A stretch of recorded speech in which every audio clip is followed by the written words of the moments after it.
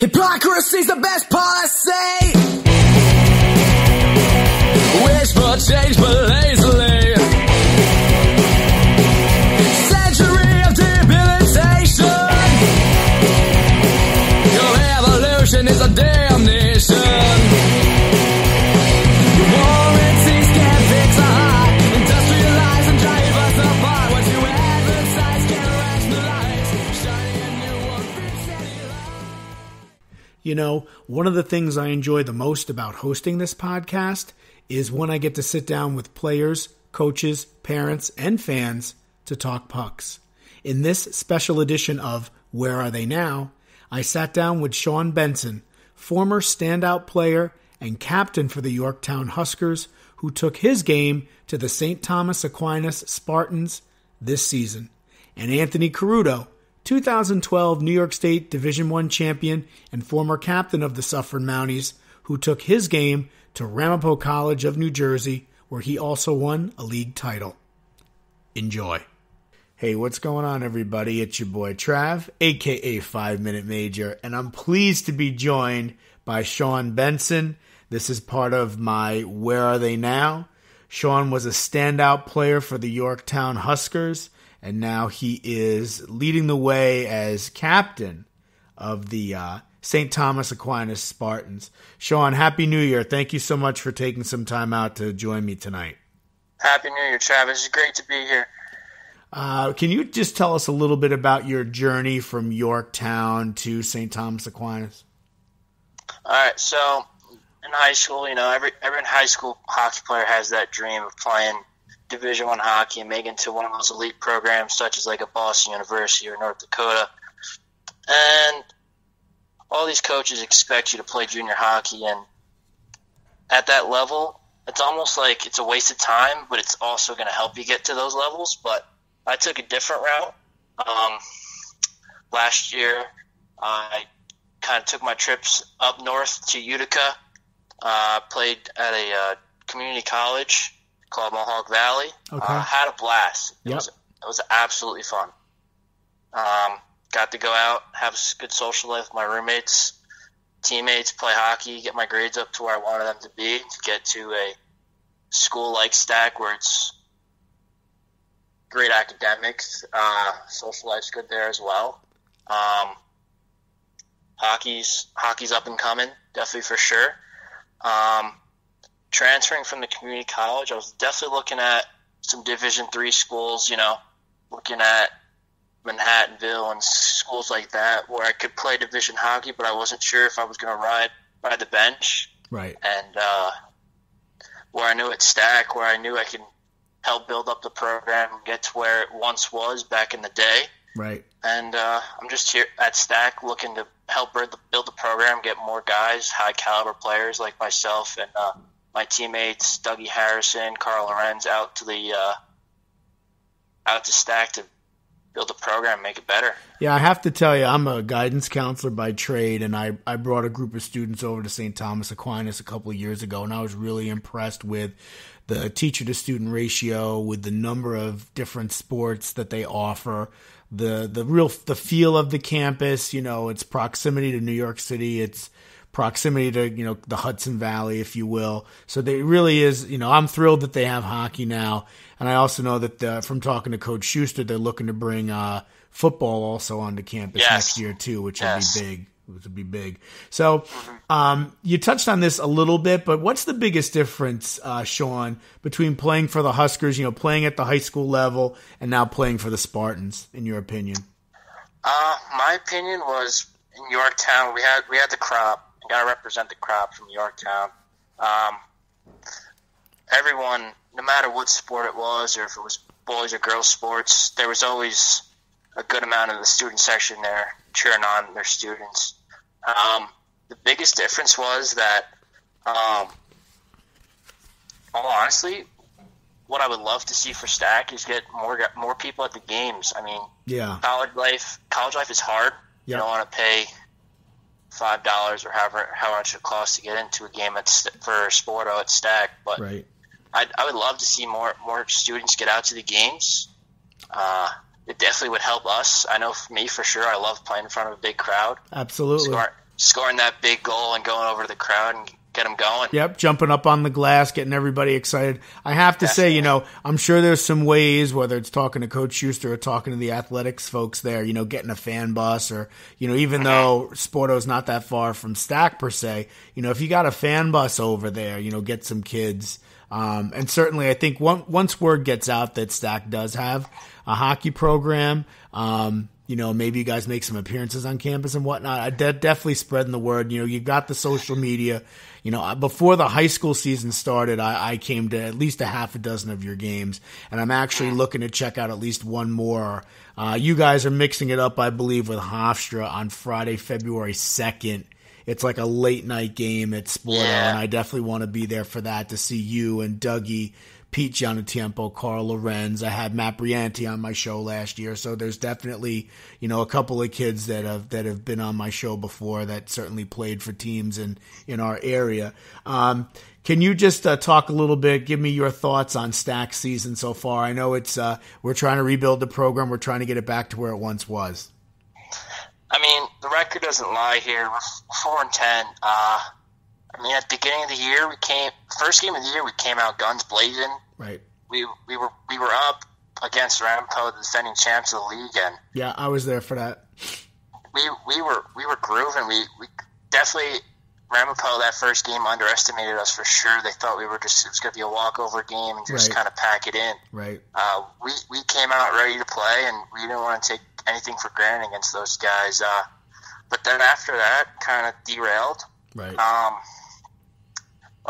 Definitely, we're a young team. We've got at least 9-10 freshmen on the team. Sure. And it's a building process. Yep. I feel like as a captain, what I have to do is kind of get the boys together, kind of do a lot of team bonding, go to Dave & Buster's, so close to school, have people over in the dorm, get a nice little shell tourney going on. But based from the team sport, Coach Schuster's doing a hell of a job recruiting, getting guys, talking to guys, just trying to convince them to get the Stack. I'm trying to do my best. I know some guys in the Hudson Valley area that are seniors I don't know if they want to play at Stack, but if they want to continue to hockey, Stack is not, like I said, not a BU or a North Dakota type level team, but if you want to play club hockey and go to school for a reasonable price, I know Stack's not that expensive. It's somewhat cheaper than some of the state schools, but definitely has a lot to offer, and there's scholarships, there's other ways that you can pay for school. I know Coach and I went over that. He was on my show last year, and we talked about making the jump from high school to college hockey. And I do have to give a shout-out to Coach Schuster. He's at it seems like he's at every rink, every weekend, talking to kids. All over high school hockey. Yeah. He's everywhere. What's the one thing, and you touched on it in one of your previous answers too, Shaun, what's one of the things you miss most about playing high school hockey? The one thing I miss about high school hockey is being able to play against your friends from different towns. And just getting close with guys from different towns. I know from Yorktown we play like a John Jay or a Mayapack team, and I had buddies on those teams like Somers. I knew RJ Lasina. Right. Know those guys from playing travel hockey with or against each other, and just found like the amount of publicity that it might not get as much as a lacrosse in the Westchester County, but hockey socially on Twitter it's like blowing up everywhere. You're out there, you're almost at all the Suffern games or a lot of the key games around. Mike Doherty's, he's always at a different game every week. That's the one thing I miss is just the publicity that it gets, for sure. Playing against your friends. I have to tell you, since I started my show last year, it really has taken off. But, to me, the Hudson Valley is a hockey hotbed. On any given night, like you just mentioned, whether it's, now it's Brewtown. It's no longer Brewster Yorktown. It's Brewtown. So I was going to ask you, you're talking a lot about the crop. The moniker that someone gave them, I didn't give it to them. They're the Corn Cubs. I know the boys don't like that term, but you have your Brewster Yorktown. You've got your Rydetown Harrison. You've got your your Mayapax and all these other programs. I'm going to be at Brewster tomorrow night. I'm going to be at Brewster Saturday night. Just because I go where the games are. It's as simple as that. Hey, in your opinion, how's the state of hockey? Based on what you've seen. I know you played at Yorktown. But what's your opinion on the state of hockey in Section 1? State of hockey in Section 1, it's high about now. I mean, you got the big teams like a Pelham or a Mamo. I mean, Mamo 2 years ago won states. Pelham last year won states. Yep. I mean, it's not like in the old days where it was all the teams from up north like a Messina or a West Gen that are taking home the state championship. You got teams from Westchester County bringing home the hardware. Yeah, which is great to see. And you've got teams, like you said, West Jenny and whatnot, coming down for tournaments. I mean, Edwitz in a tournament in December. 15 teams came down. You had Orchard Park, Niagara Wheatfield, Lancaster, West Seneca West. You had St. Joe's. We had, you have all these teams coming down. As a matter of fact, I just got off the phone with Coach Witch. He's up in Skinny Atlas playing a couple of games. So we are a hockey hotbed. In 2007, Monroe Woodbury, and I know they're not part of Section 1, but they're a part of the Hudson Valley. 2007, Monroe Woodbury wins states. In 2012, Suffern wins states. And like you said, 2016 it was Mamo. 2017 it was Pelham. I happened to be up there at the Harbor Center to see them win it all. I got interviews. I was in the locker room. It was awesome. And I'm going back up again this year. I know you were just up in Buffalo recently at the World Juniors, Shaun, right? I was. It was an unbelievable experience. I was just there for the 2 games. Unfortunately, the first game was when the United States lost to Slovakia. Right. But I was out at the outdoor game freezing my butt off. Yep. Did you have a shirt on, or did you have your shirt off? Oh, I had to go tarps on. I could not be like that guy. Oh, you saw that tarps off for the boys. Yeah, I could not go tarps off. It was way too cold out there. I think you had a little bit of liquid courage in him, Shaun, if you know what I'm talking about. That definitely was what's going on for that guy. Hey, I know that you're on break right now, but could you give us a typical day in the life of Shaun Benson, like when you're back at school in the dorm with the boys? What's a typical day for you like?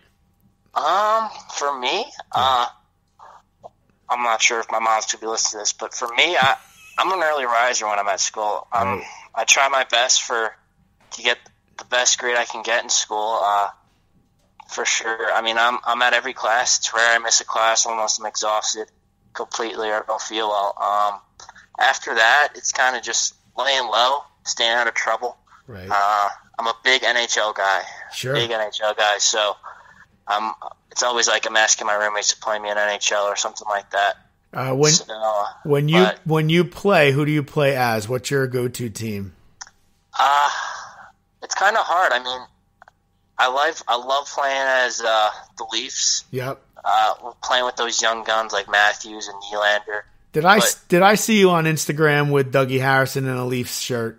I was wearing an Austin Matthews Centennial Classic shirt. That was me, yes. I saw you, and I did a hashtag Legends or something like that. I don't know. I did. Yeah, that was me. But usually when I play NHL, we go with the traditional 3 randoms, and then you got to pick from the 3 randoms. I see. And go from there. All right. Are the Leafs your favorite pro team? I know you were watching them before I called you. I mean, I got to stick with the hometown team, with the Rangers. Okay. Listen, nothing wrong with that. I'm a big Ranger fan, long suffering. I got into them when my buddy Joe told me back in the day, this Messier guy's coming. He's going to change everything. He's going to bring us a cup. And he was right. I mean, I had season tickets from 97 until 2004. They had that crazy run in 97 where they lost to the Flyers in the Eastern Conference semis. And then after that, they missed the playoffs. Then we had the lockout. Then I've kind of been priced out. I get to maybe about a half a dozen games a year.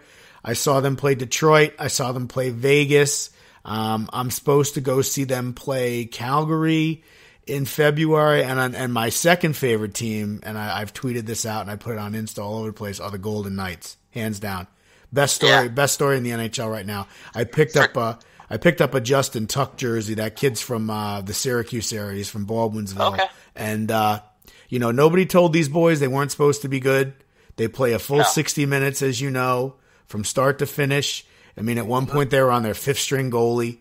you had the shooting out there, that tragedy that really galvanized the city, and the city has come to embrace him. So I'm actually going to watch the Golden Knights take on the Devils on March 4th. I'm sitting down low. No big deal, for $1.20 a piece though, Shaun, which is dirt cheap compared to the Garden prices. Compared to the Garden, it's like $1.20 for sitting in nosebleeds, not even watching the game. You're watching it from a TV. Absolutely, and then believe it or not, I'm going up to Buffalo, as I said, for the state championships.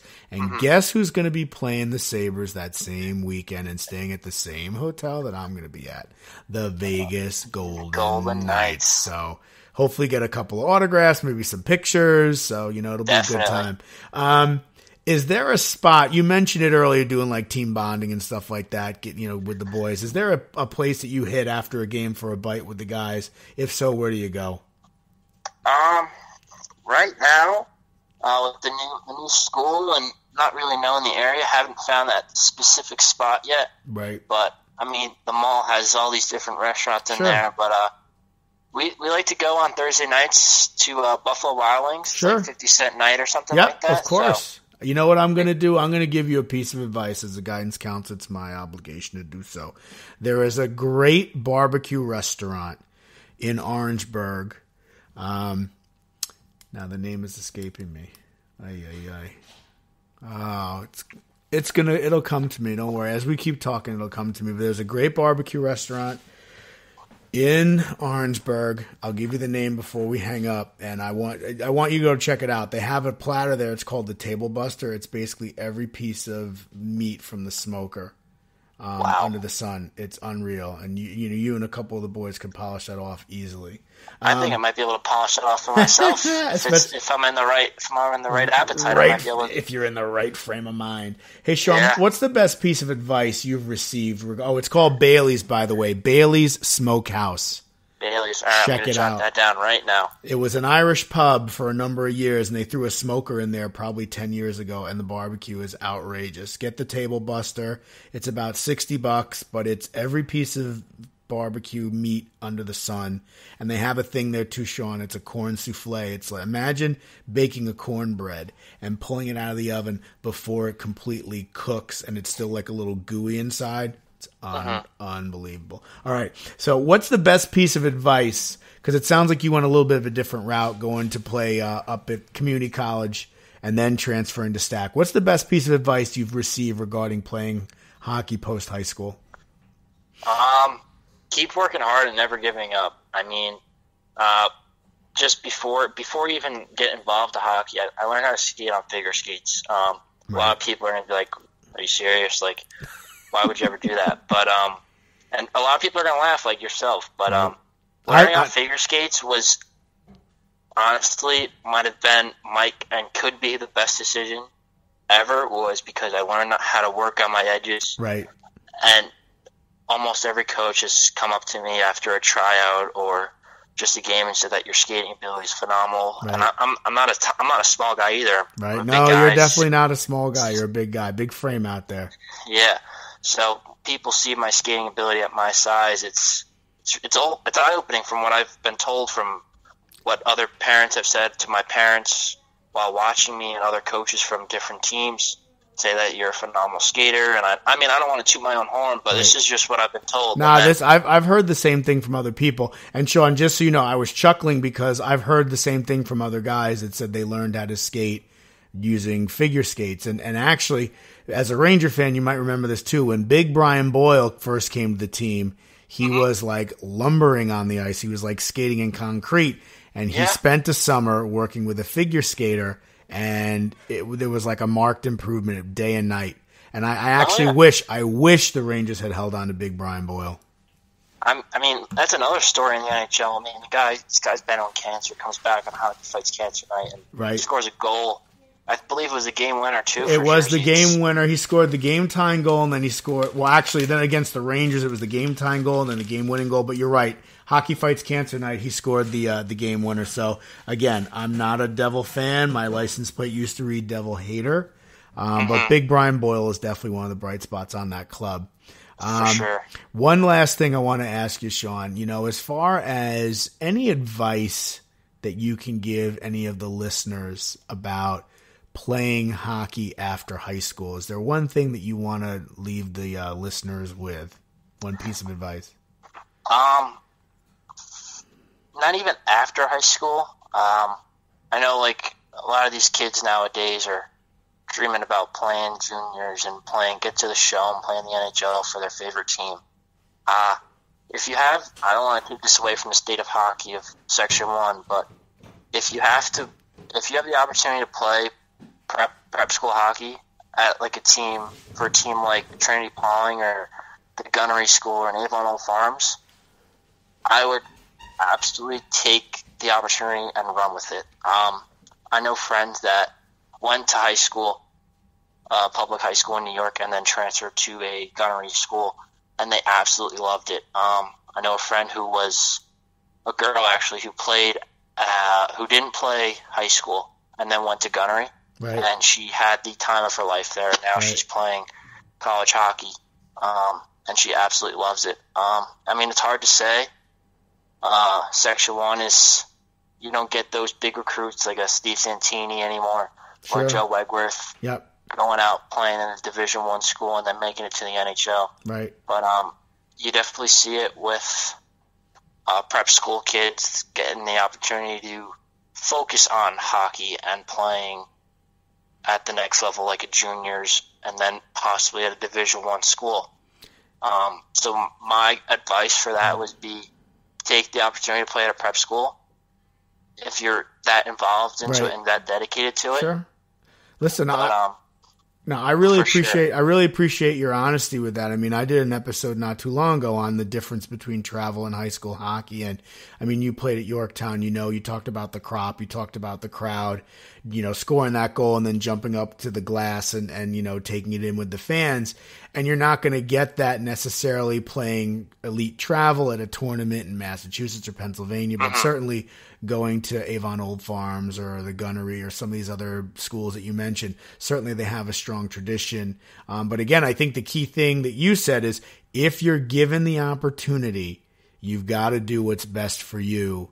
And, at the end of the day, and again, I know we talked earlier before we started recording, a former student of mine, Reed Stark, gave up the last 2 years of his high school career to go play out in Omaha for the Omaha Lancers. And I'm sure that was not an easy decision for him. But at the end of the day, it's what's best for him. And that's the only person him and his parents are the only people he has to answer to at the end of the day. So yeah, exactly. We'll leave it at that. Actually, I've really enjoyed chatting with Shaun Benson. He was a standout player for the Yorktown Huskers. And now he is the captain of the St. Thomas Aquinas Spartans. They're off on break right now, but certainly they're going to be back in action soon once the college season picks back up again. So, Shaun, thank you so much for taking the time out to chat with me. I look forward to seeing you mix it up with Hofstra on Friday, February 2nd at Sportorama. Happy New Year, and may 2018 bring you and your family good health, peace, and prosperity, and best of luck to you and your teammates. All right, thank you, Travis. Thank you for having me. It was a pleasure. All right. Definitely would love to be back on if you have the opportunity. I definitely listen. There's always a spot for you. You know what we should do once the regular season ends. If the Rangers are in the playoffs, maybe I'll have you on for a little like Ranger playoff talk or something like that. We'll break down the matchups and everything. That'd be awesome. All right, listen, Shaun, take it easy. We'll talk soon. Thank you. You got it. Bye-bye. Bye-bye.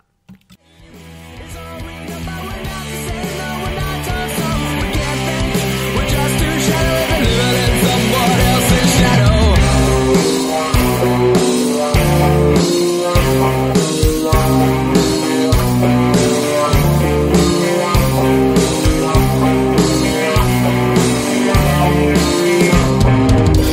Silhouettes of pretty faces. I hear their sullen cries as the world crumbles before.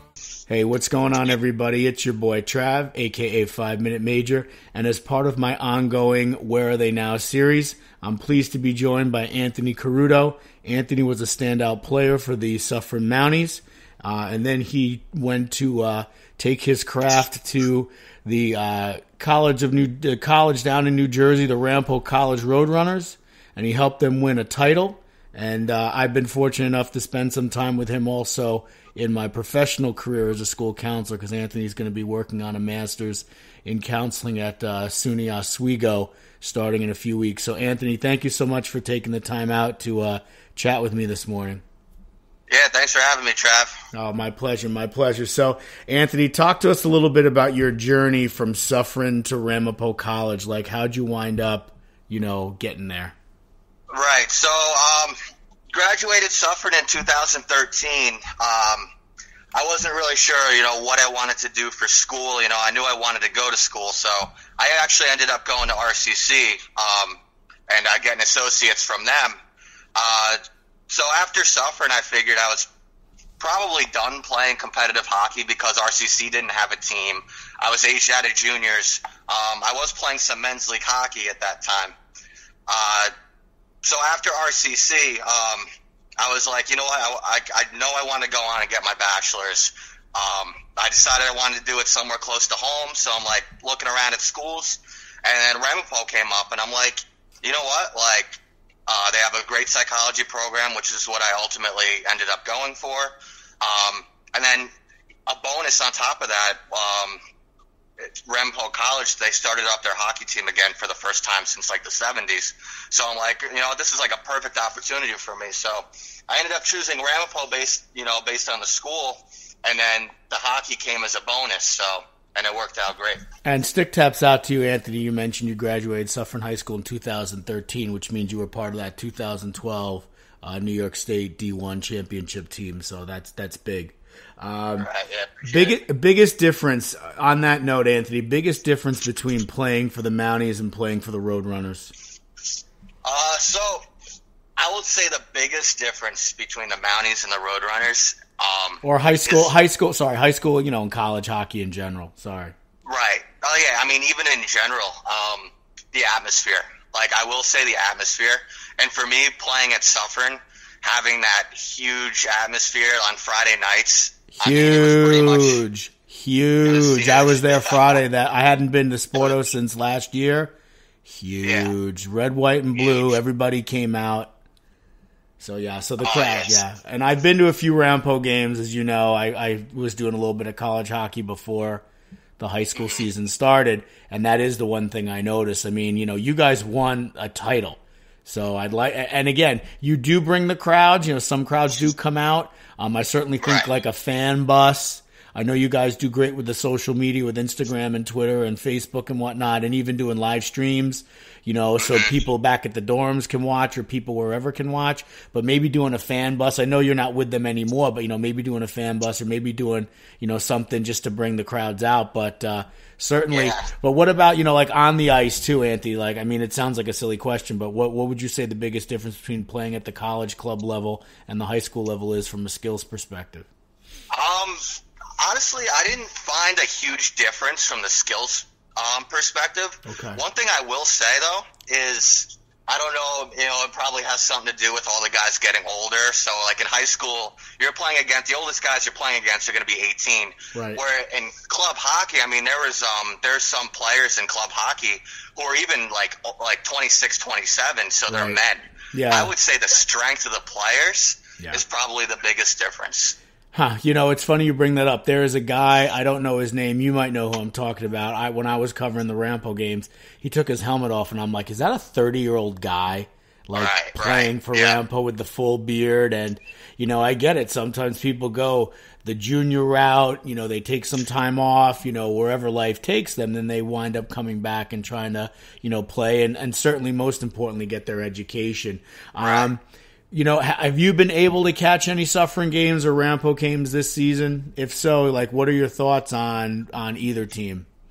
So I unfortunately have not been able to catch either of them play yet this year, but just looking online and at the stats and, watching some videos, first about Suffern, they stepped up big time. So I know they started 1-3, and now they're 7-3. Right. They had a big win last night against Rye. Yes.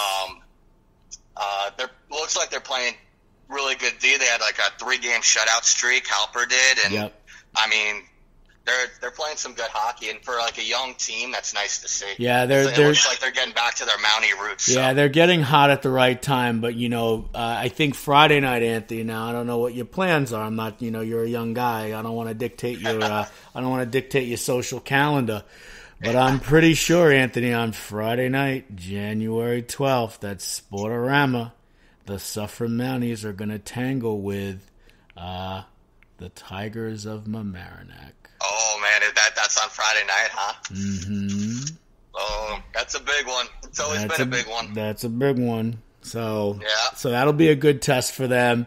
And I don't know. I mean, I'm sure you probably stay in touch with some of the boys from the Ramapo team. I know in speaking to Sean Gordon, who's now the goalie, a couple of Big Pat Callanan got a job, right. So he's out. Danny DeMarco, yeah, good for him, of course. Danny DeMarco also is no longer with the program because, again, he also wound up getting a job doing what he wants to do, which in law enforcement, which I think is awesome. So, from what I've seen, though, Ramapo is certainly one of the more dominant programs in their league. Yeah. I don't think I've seen them lose in the handful of games that I saw, and they played some top teams. They played. Actually, you know what they did? They didn't win against Fordham University, but it came right down to like the final seconds. Major comeback, major push, and I want to say. I can't remember if they lost to Delaware or not, but again, Delaware's a real strong program, and if they wound up winning, it was a close game, or losing, it was a close game. So either way, I definitely like what I see out of the Roadrunners as well. Oh yeah, they're looking great, and I mean, one thing that I'll say that I really like about Ramapo this year is their strength of schedule. It's increased dramatically since last year. Last year, playing at Ramapo, we ended up going 26-1 and ultimately winning our league championship. Right. Even after all that, we still didn't get selected to go to regionals because of our lack of schedule strength, I guess I'll say. It's interesting. No, go ahead. Keep going. No, yeah. So, I mean, I think strength of schedule is it's big in college, in college hockey. Strength of schedule is big. I mean, and that's perfect example, like I said last year, winning all those games, but the committee at ACHA decided that our schedule wasn't strong enough, so we couldn't go. So, even if they're going to take a few more losses than last year, at least it's at the expense of better teams. It's interesting you bring it up because the topic for this week's show is strength of schedule. So I'm glad you chimed in with that because I can use it as part of my intro in episode 9. So you've got definitely a hand.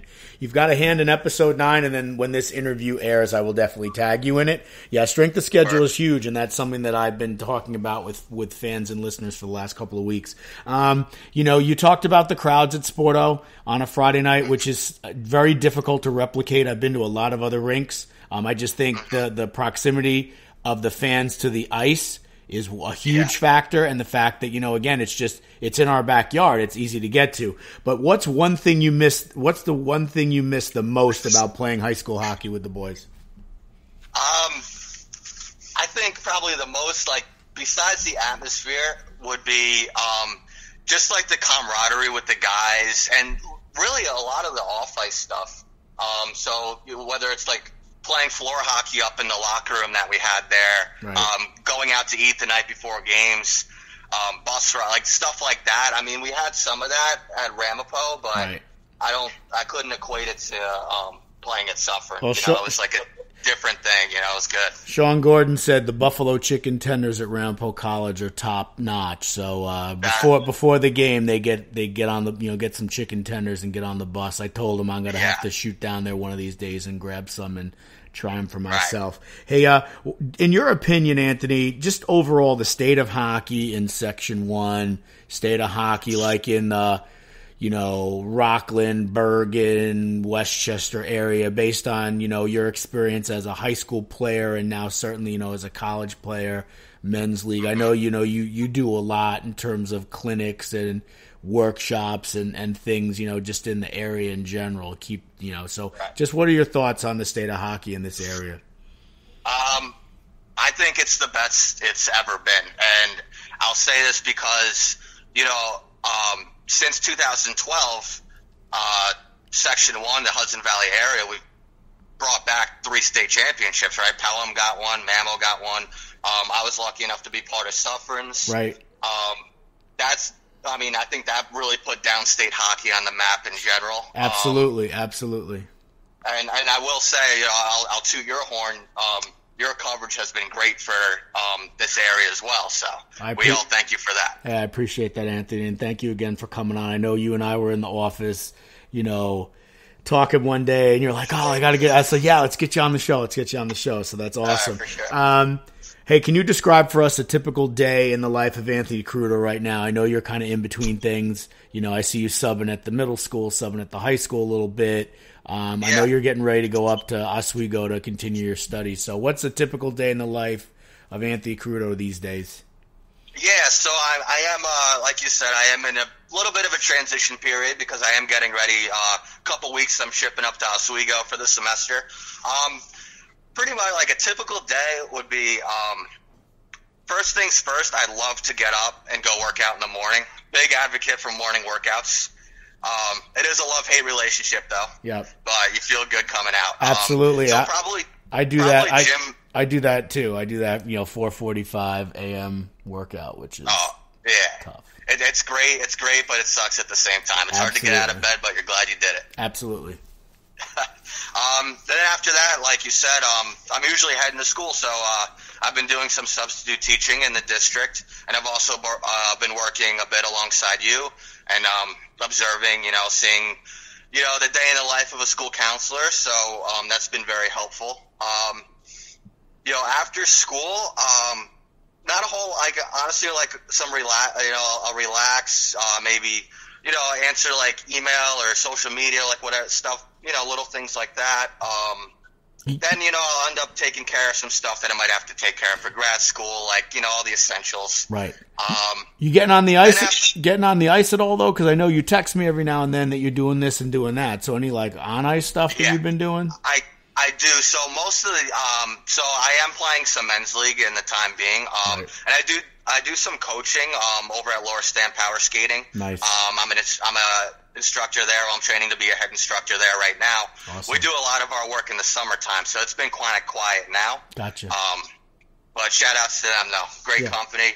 Any of you young skaters out there looking to improve your skating stride, Lower Stand Power Skating, I've been doing it my whole life. Love it. So helpful.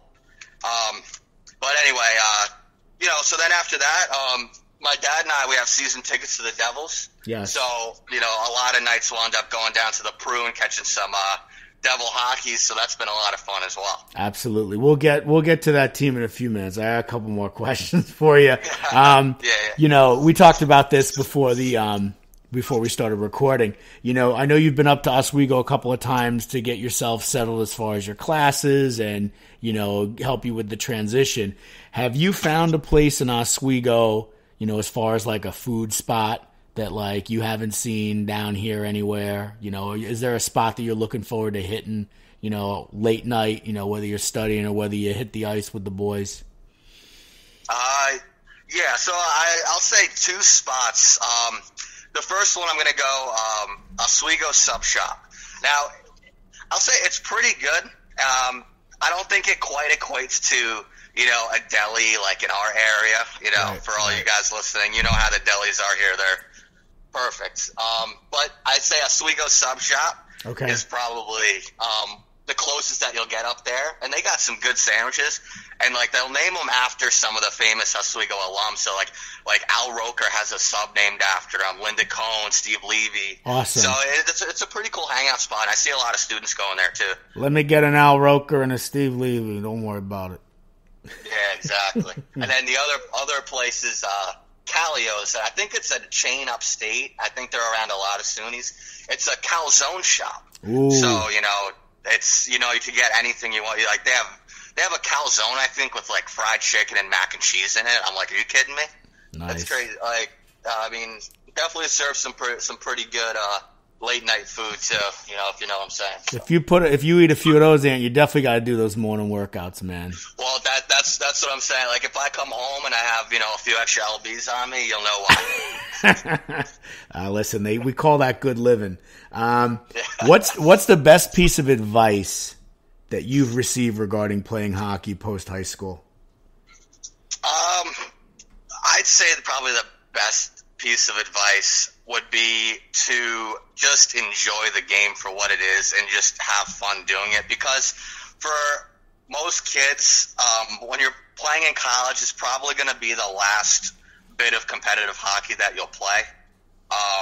So just have fun and enjoy it, you know what I mean? Because it's your last couple of years of playing competitive hockey. So that would be my big piece of advice. I love it. I love it. All right, so let's switch gears to the NHL. I know you mentioned that team, and certainly we can get into it. What are your thoughts? Certainly as a Devil fan, I'm very interested in hearing your thoughts on the team this year, because I'll have to say, as someone who is not a fan of the Devils, as someone who essentially wrote them off this year, I am I shouldn't say pleasantly surprised. I'm very surprised at how well they're doing. Yeah.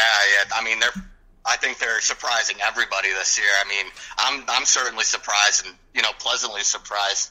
I mean, I don't even know what I could say about it. I mean, their fourth line is playing out of their minds. Like, just to name a few names, Brian Gibbons, Blake Coleman, Stefan Nason, a couple Texas-born kids there. Yeah. I mean, they're playing out of their minds. I mean, they're like this last week, they're skidding a little bit, but that's going to happen in an 82-game schedule. Sure. So what are you going to do? Sure. Well, you have a nice cushion. You haven't, they built up a nice cushion.